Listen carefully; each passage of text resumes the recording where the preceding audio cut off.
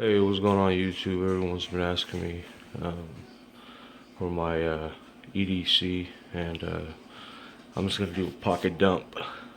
Show you what I'm carrying every day. So let's get started. This is my Gerber knife with the glass breaker at the end of it. I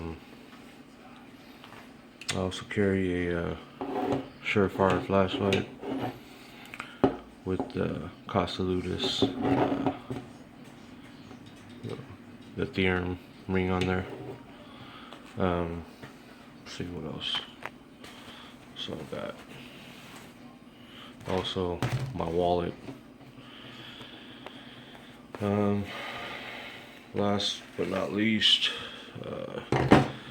my Glock 30 SF that I carry in a carbon fiber red Kydex holster.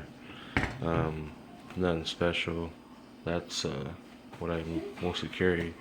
That's all I got in my pocket. Oh, and my keys. Also my keys, got the monkey's fist on there. And yeah, that's my EDC. Hope you guys like it, and you guys should share your EDC also. Alright, just all out. Later.